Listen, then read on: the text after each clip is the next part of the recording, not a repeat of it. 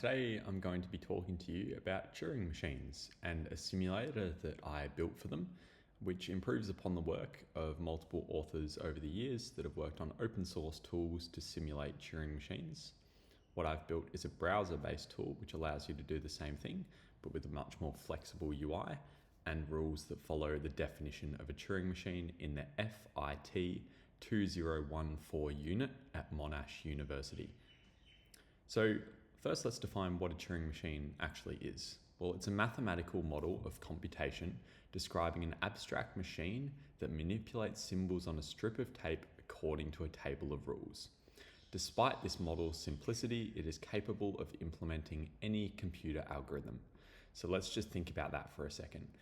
We can mathematically model using some abstract machine and a set of symbols on a tape any computer algorithm. That sounds pretty cool. So what I'm going to be talking to you about for the rest of this presentation is the rules that we define in the FIT 2014 unit at Monash University, which I have undertaken. This video is not a Monash University video. I'd just like to describe the rules that I learnt about while taking this unit. Then I'm going to describe something called equal palindromes and then how we can actually model checking for equal palindromes inside a Turing machine. Thirdly, I'm going to talk about Tuatara, which was the inspiration for my work on creating this thing I call tursim, which is just it's a combination of Turing and simulator combined. So moving on to the next slide, let's first talk about the rules of a Turing machine. So we said that a Turing machine is an abstract model and that has a tape. Well, the tape that we define is infinite to the right. So think of it like an array, but it never ends. It starts at this first index, so you can't go negative indexes, but it is infinite to the right. So it's a never-ending array indexed at 1 or 0. This means, since it's not infinite to the left, that we can actually fall off the tape. So if we try to access a negative index, it's not going to be there. We're going to fall off the tape.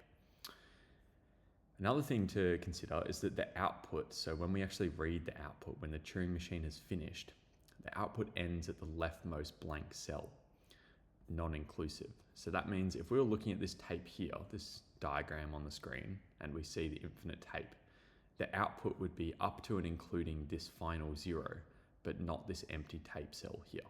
So the output ends at the leftmost blank cell, non-inclusive.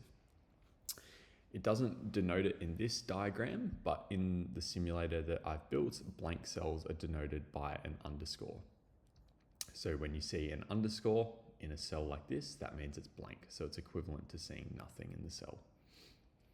You can read and modify tape cells, so we could change this 0 to a 1 or a 1 to a 0, but you can't delete cells. So we can't just remove this entire cell and have these 5 cells shifted 1 to the left. The read-write head, which is this kind of control unit that we see in the diagram here, can move left and move right, but it cannot stay still. So after we read or write, we must either move left or move right. We can't stay in the same position. And as I said at the start of the video, these are the rules of the model that I follow, that I've learned in the FIT 2014 unit at Monash University. But there are many different models of Turing machines. Some have infinite tapes to the left and to the right. Some you can stay still. Some, the blank cells might be denoted by something different. Some will be in binary, having only allowed 0s and 1s, whereas some will be with limited alphabets, like the English alphabet, 26 characters, or you might have just an alphabet consisting of the letters A and B, which we'll see today. So there are many different variations of Turing machines, and we're working off these rules for the rest, but that doesn't mean that you need to follow these rules. It's an abstract model, and you can create a model yourself that looks a little bit different to the one that I've defined here. As I said, the key thing is all of these models can represent any algorithm. So if we remember back to that first slide, a Turing machine is capable of implementing any computer algorithm. So the model can represent any algorithm as well. So let's talk about unary addition. What does this mean? Well, think about adding two numbers in your head. Let's say you add numbers 2 and 4. To us, that seems intuitive. We're working in the decimal number system. So we have 0 through to 9, 10 symbols that represent this. But to a computer, it's a little bit different. We might have binary. So your 2 might be represented by, what's it going to be? 1 0, I think. So it looks a little bit different, right? To us, we'd read that as 10, but to a computer, it's a 2. What about if we were to go with even one less character, and instead of having 1s and 0s, what if we just had 0s? Or in our case, we're going to use A's. Well, we can represent a number 4 by just doing 4 A's next to each other. We can represent a number 3 by 3 A's, etc. And you don't have to use A, that's just the symbol that I'm using. You can use any symbol that you want. But the key thing here is that we're representing numbers by purely the number of symbols that we put down. And that's going to translate really nicely to operations on the tape. So on the right here, you'll see a diagram of something that's performing unary addition. So it's taking 2 numbers that are on a tape and adding them together. So let's visualize a tape in our heads. Let's say we have the numbers 3 and the number 4.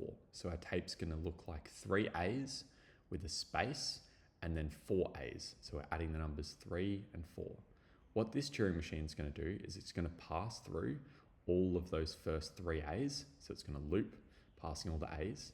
It's going to see an underscore, replace that with an A.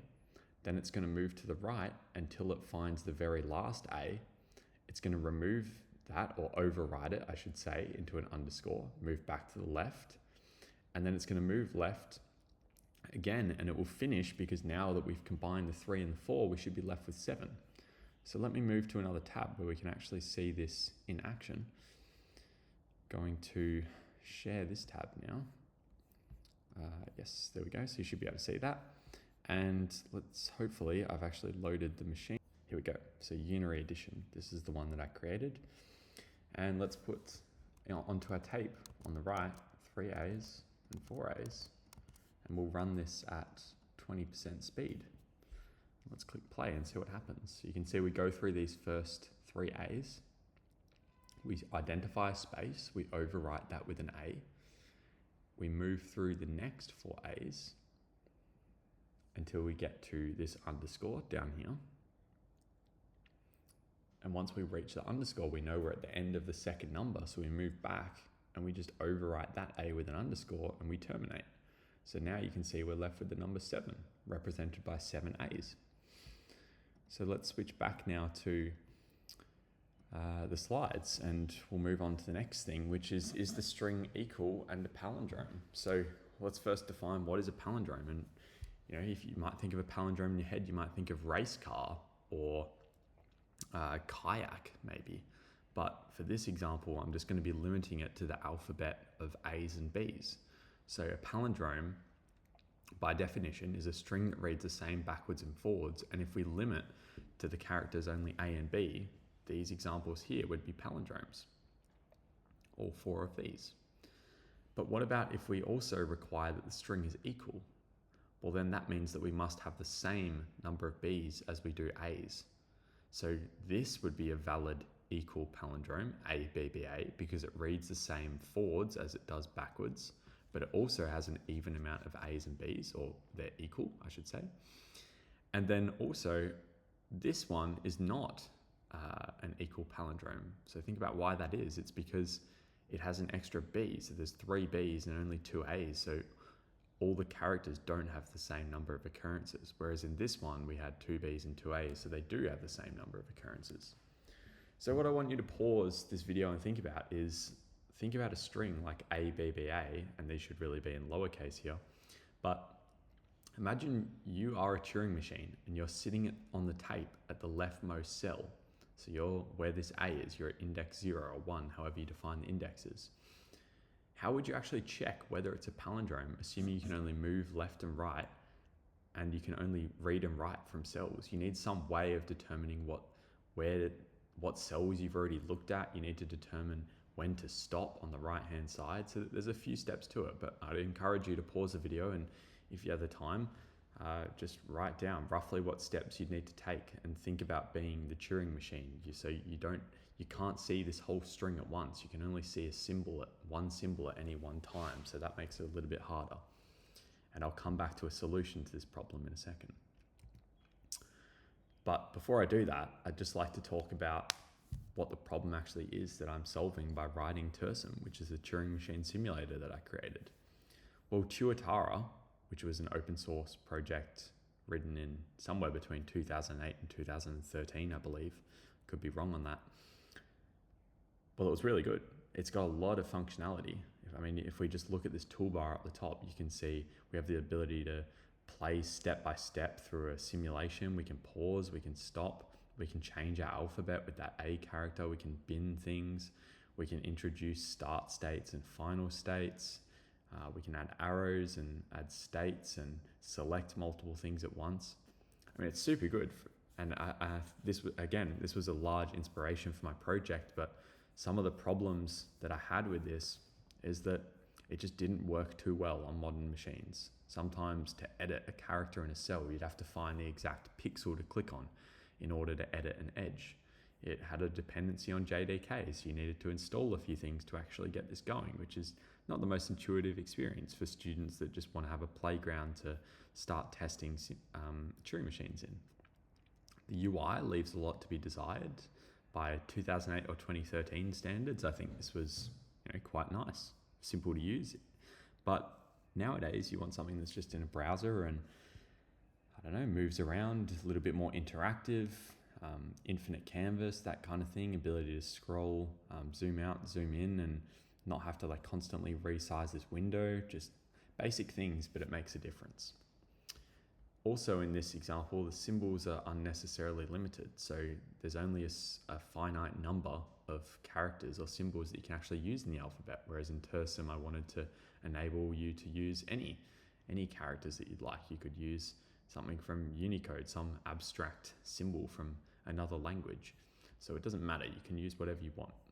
And the biggest pain point I had really is that this doesn't follow the rules of FI 2014 at Monash University.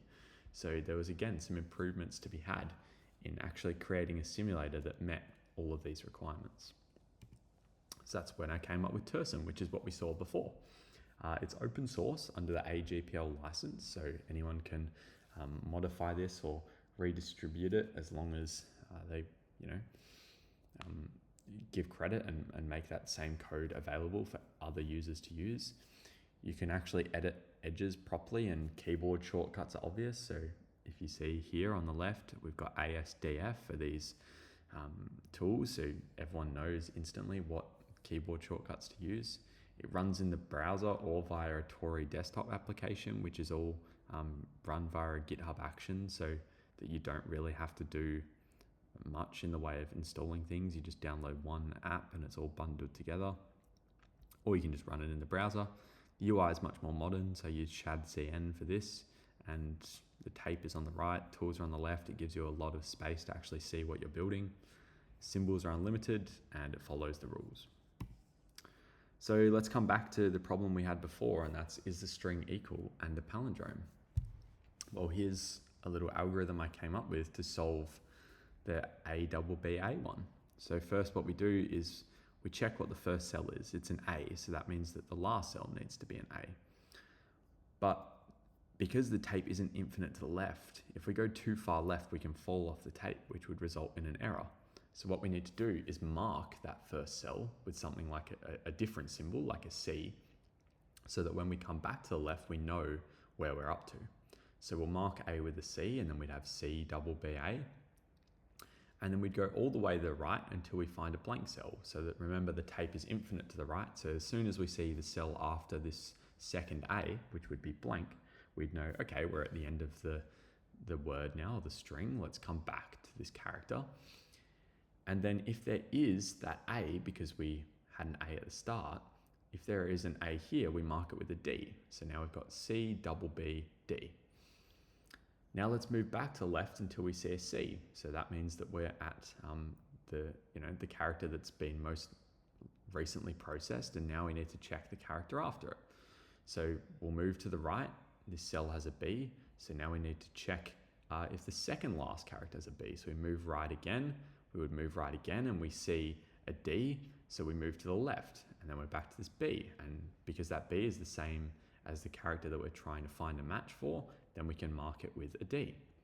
And then when we move back to the left, we're at a C again. And because we've only moved one step left and found a C, that means that we've finished. So because we didn't error at any point of this algorithm, that means that we accept the string and we say, okay, it is an equal palindrome. You can imagine if there was 3 Bs here, we would get to the middle B and we wouldn't be able to find a match for it. So it would terminate because it wouldn't really fit our Turing machine that we create. So it would terminate, and then therefore it isn't a valid palindrome. So let's move on now to actually seeing this in action in tursim. So I'll change windows here, and I'm going to load up the machine and even and palindrome. And you can see this is the one I've created here. And we're going to reset the tape, which will bring us back to this first cell. And then I believe I might have, no, I don't. Okay, so I'm going to overwrite these with blank cells. There we go. And then I'm going to put down A, double B, A. And I'll run this at 60% speed. So we'll now click play. You can see we find a C, we go to the end, that's also an A, so we mark it. Now we're pairing these ones.